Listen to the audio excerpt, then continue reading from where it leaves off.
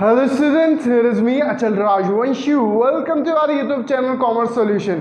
Students, as you know that हम 11th class की business कर रहे हैं और 11th क्लास के बिजनेस में हमारा चैप्टर चल रहा है nature and purpose of business.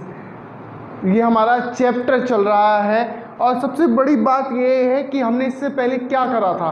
इससे पहले हमने करा था इकोनॉमिक ऑब्जेक्टिव और सोशल ऑब्जेक्टिव। बिजनेस के ये जो ऑब्जेक्टिव्स होते हैं, ये 3 ऑब्जेक्टिव्स होते हैं बिजनेस के ऑब्जेक्टिव्स होते हैं जो हमने पढ़े भी थे। 2 ऑब्जेक्टिव, एक तो इकोनॉमिक ऑब्जेक्टिव, एक सोशल ऑब्जेक्टिव। और आज हम पढ़ेंगे ह्यूमन ऑब्जेक्टिव या इंडिविजुअल ऑब्जेक्टिव क्या होता है। अब आप जानते हैं आपके यहाँ एम्प्लॉयज़ काम करते हैं, तो एम्प्लॉयज़ के लिए हमारे जो एम्प्लॉयज़ होते हैं उनके प्रति भी हमारे लिए कुछ ना कुछ काम होता है या हमें उन्हें कुछ काम करवाना पड़ता है। जैसे हम उन्हें अगर अच्छी सैलरी देंगे तो हमारे लिए अच्छा काम करके देंगे।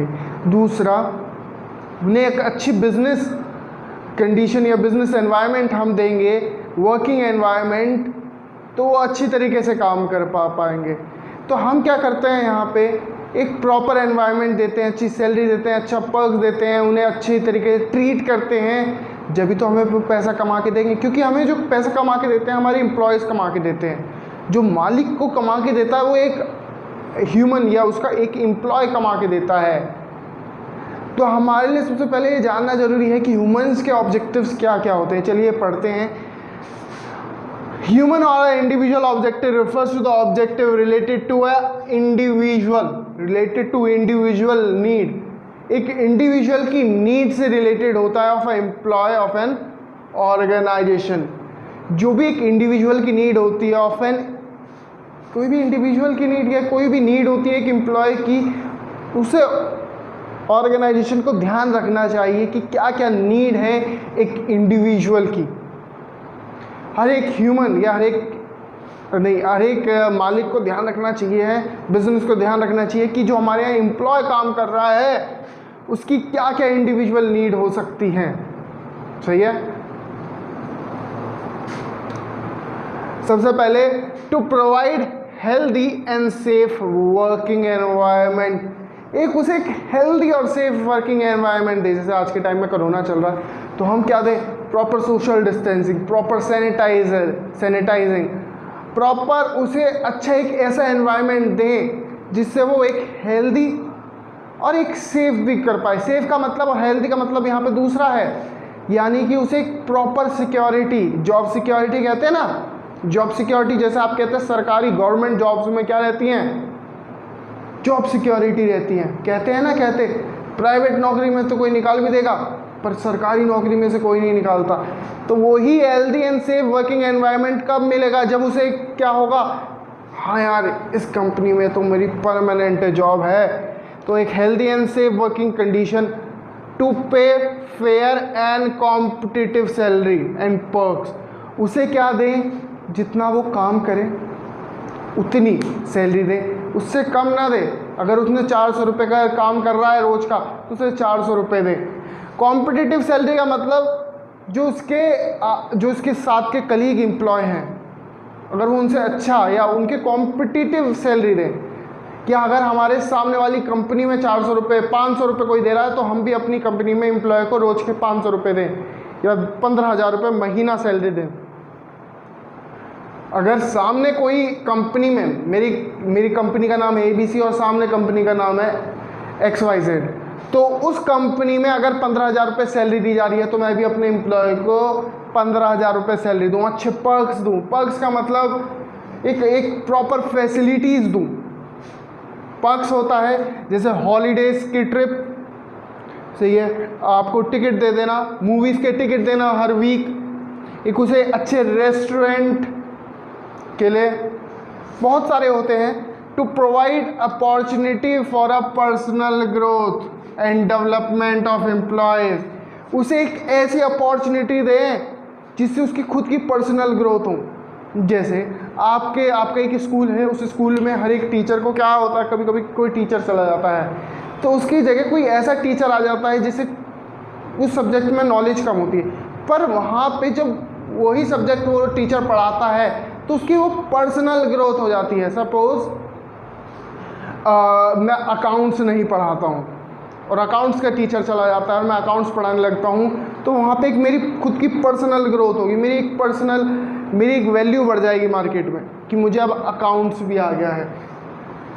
तो यहाँ पे एक पर्सनल ग्रोथ मिलती है जब हम किसी और फील्ड में जाते हैं, उससे ट्राई करने की कोशिश करते हैं, यहाँ पे हमारी पर्सनल ग्रोथ होती है। और डेवलपमेंट ऑफ द एम्प्लॉयज़ की डेवलपमेंट तो ऑफकोर्स होगी, क्योंकि उसे नई नई फील्ड्स की नॉलेज हो जाएगी। जितना एक एम्प्लॉय को एक्सपीरियंस नॉलेज होती है, उसकी एक डेवलपमेंट हो जाती है यहाँ पे, और उसकी मार्केट में उसकी वैल्यू भी बढ़ जाती है पैसे के मामले में। उसकी एक टाइम पे 15,000 रुपये सैलरी, अगले टाइम पे 20,000 भी सैलरी हो सकती है। Fourth, to provide reasonable security services. Reasonable security services का मतलब यार उसे एक तरीके से रीजनेबल सिक्योरिटी भी देना, ऐसी सर्विसेज देना जो रीजनेबल हो। सही है, एटलीस्ट ये सर्विसेज तो, बेसिक सर्विसेज तो उसे मिलनी चाहिए। हाउसिंग सर्विसेज, बहुत सारी ऐसी सर्विसेज हैं जो उसे मिलनी चाहिए। रीजनेबल सिक्योरिटी सर्विसेज उसे मिलनी चाहिए। To provide various financial and non financial incentive. Financial and non financial incentive सुन लीजिए। कभी कोई एम्प्लॉय अच्छा काम करता है, सेल्समैन ऑफ द ईयर आता है, बनता है, तो उसे क्या दे देते हैं हम? देते हैं कि ये सेल्समैन ऑफ द ईयर है, इसे हम 10,000 रुपये का चेक दे रहे हैं। तो मॉनेटरी का मतलब क्या हुआ? पैसे के वे में हमने क्या दिया उसे? इंसेंटिव दिया। नॉन फाइनेंशियल क्या हुआ? अगर कोई मेरा एम्प्लॉय ने अच्छी अचीवमेंट करी तो मैं उसे क्या करूँगा? अप्रिशिएट करूँगा पब्लिक में। दूसरा, उसे मैं बुला के स्टेज पे अवार्ड दूंगा। तो मैंने यहाँ क्या करा?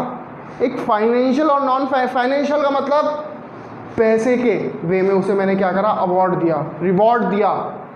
10,000 का चेक दिया तो मैंने उसे क्या दिया? एज अ फाइनेंशियल वे में दिया। नॉन फाइनेंशियल क्या हुआ? मैंने इसे अवार्ड दिया, उसे अप्रिशिएट करा सामने वाले को। ठीक है, वो नॉन फाइनेंशियल हो गया। पैसे के बदले में ना देखे, रिस्पेक्ट दी मैंने उसे। इससे क्या हो गया? वो मोटिवेट हो गया। क्या हो गया? वो मोटिवेट हो गया।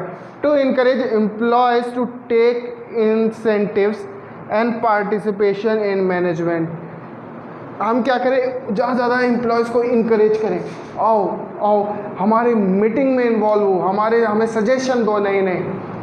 हम अगर एम्प्लॉयज़ कंपनी में आए हैं तो एम्प्लॉयज़ को क्या मिलती है? इनकरेजमेंट मिलती है। एम्प्लॉयज़ से जब पूछा जाता है कि इस साल हम अपनी जो न्यू ईयर पार्टी है, कोई भी ऐसी मीटिंग है, एनुअल मीटिंग करने वाले हैं साल की, वो कैसे करें, उसको कौन संबोधित करेगा। बहुत सारी ऐसी चीज़ें होती हैं जो अगर एम्प्लॉयज़ से पूछते तो एम्प्लॉयज़ इनकरेज होता है, और एम्प्लॉयज़ क्या करता है? अपना इनिशिएटिव दिखाता है ना, टेक इनिशिएटिव, और वो पार्टिसिपेट करता है हर बार, क्योंकि उसे क्या दे रहा मालिक? रिस्पेक्ट दे रहा है। कह रहा है कि आप आओ, मुझे बताओ कि कैसे, सजेशन मांगता है। जब सजेशन मांगेगा तो अपने आप ही इनकरेज हो जाएंगे एम्प्लॉयज़। टेक इनिशिएटिव और and participate in a management. I hope ये 6 के 6 पॉइंट आपको अच्छी तरीके से समझ में आए होंगे। हम यहाँ पे कोई भी एम्प्लॉय है, उसे क्या करते हैं? उसे मोटिवेट करते हैं, उसे क्या करते हैं? इनकरेज करेंगे कि भाई तू हमारी कंपनी में आए हैं तो हम तुझे हर तरीके से अच्छी फैसिलिटीज़ देंगे, जिससे आप मेरी कंपनी में ज़्यादा आप क्या करेंगे? अपना अच्छा परफॉर्मेंस करेंगे। अच्छी परफॉर्मेंस से क्या होगा? हमारा ही बेनिफिट होगा। हमारी कंपनी में क्या होगा? प्रॉफिट बढ़ेगा। प्रॉफिट बढ़ेगा तो कंपनी की ग्रोथ होगी। सबसे पहले हमें क्या देखना चाहिए? लोगों की जो पर्सनल नीड है, कि क्या क्या उनकी पर्सनल नीड है, तो उन पे ध्यान देना चाहिए। तो 6 के 6 पॉइंट्स में हमने यहाँ देखा है। अगर इसमें अब भी कोई प्रॉब्लम है तो आप मुझसे पूछ सकते हैं और कमेंट कर सकते हैं। आई होप समझ में आया होगा। और एक काम करना, मेरे चैनल को सब्सक्राइब और मेरी वीडियो को लाइक कर देना। Thank you so much.